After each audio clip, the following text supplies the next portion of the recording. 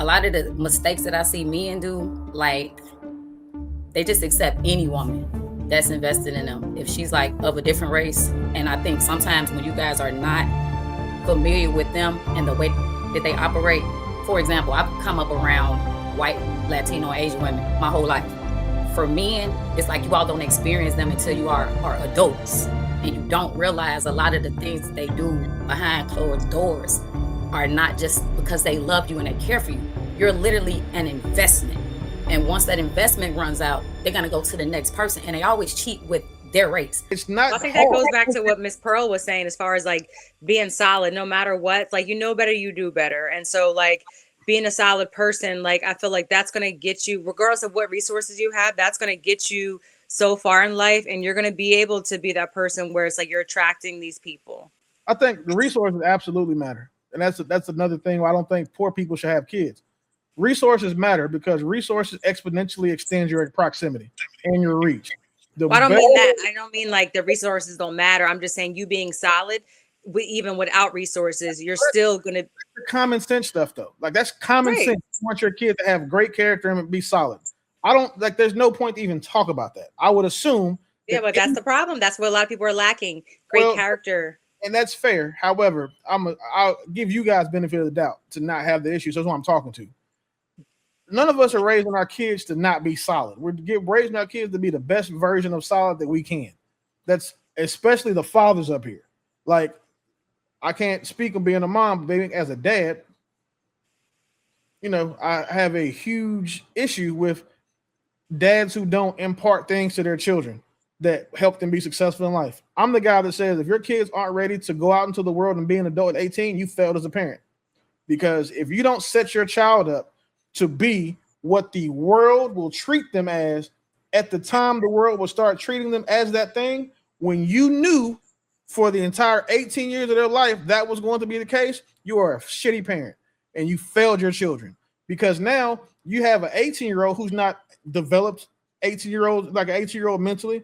He's not prepared for the responsibility of being an adult. He's not prepared for the real world, but you're going to send him out into it. So like you chose to fail your child that way. So I would assume that we all try not to do that. I would think that's the problem. But then when we look at these people and these kids, you can tell some of us weren't ready to be adults when we were 18. Some of us were adults when we were 16 and 15, living on our own. That's the problem. Like, we don't fix what we know is fucked up. With my kids, like my dad yelled a lot. I don't yell at my kids. Like, I talk to them. Like, I knew that, like, it's one of these books said, be the father that you wish you had, right?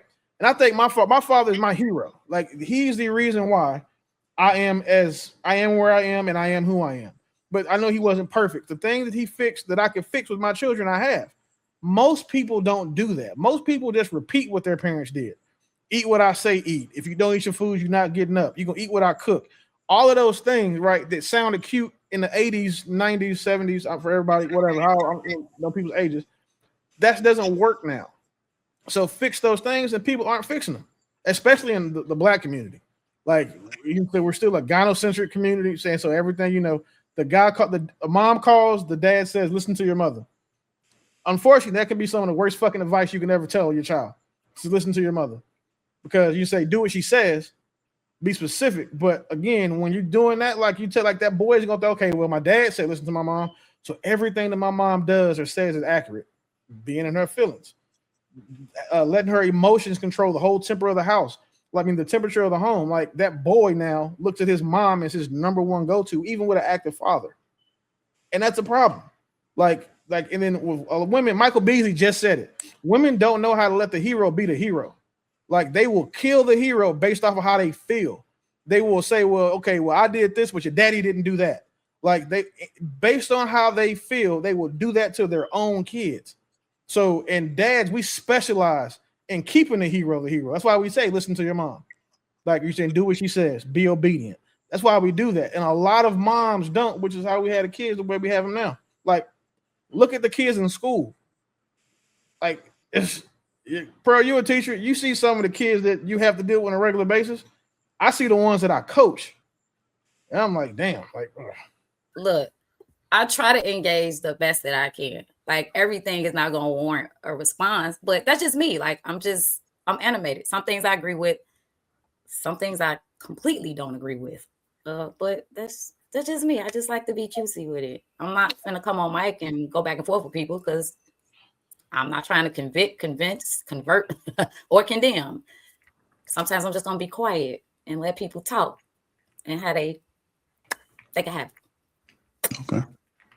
But y'all made some good points. If I had to say anything before we like close out and end of the night, I do think it's extremely valuable to hold your man down and to cater to him and to make that investment. But in terms of like men, a lot of the mistakes that I see men do, like they just accept any woman that's invested in them if she's like of a different race. And I think sometimes when you guys are not familiar with them and the way that they operate, for example, I've come up around white, Latino, Asian women my whole life.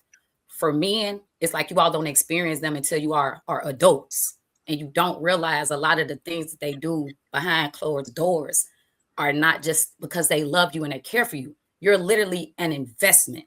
And once that investment runs out, they're going to go to the next person, and they always cheat with their race. And I'm not saying that that's everyone. I'm not saying that that's all of them. I'm not saying that y'all don't find good women that support you all. And I'm not saying that it's not a lot of black women who don't be on top of their shit and they drop the ball. Cool. But a lot of that whole, we're going to other women of different races because they're submissive and they're more compliant. A lot of the times that's just the role that they're playing. It's a performance because they know that's what you're lacking. They studied you. They know exactly what you need and they're going to be that. Doesn't mean that they actually care for you. They're just waiting for that return on what they know you're going to do, which is provide.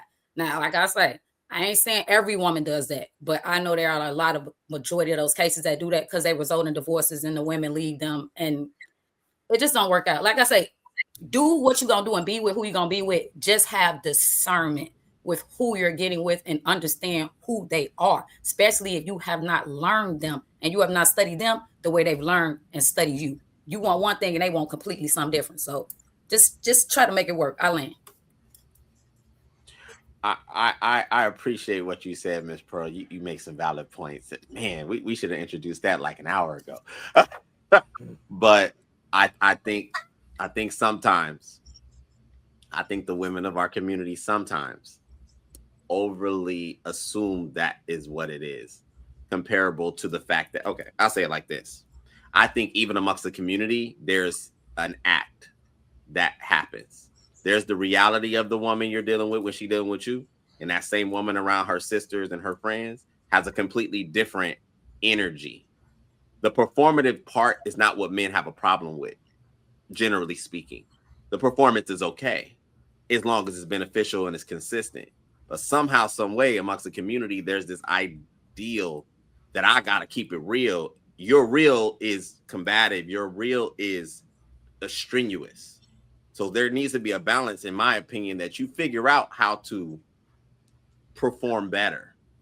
I'm not saying the women of the other communities aren't invested or trying to hitch their hooks to the winner. I'm not saying that. I think women across all metrics do that. But there's something about our community specifically that assume, not dealing with women being a man, that they're only doing this because they want something. But I'm like, all women want something. So why is it amongst home? We're home. Why my something got to be more strenuous with you? You're supposed to understand more. And that's not the reality for most brothers. I think a lot of times brothers just have low standards. They don't know what good treatment is. And they deal with it because they're comfortable dealing with it.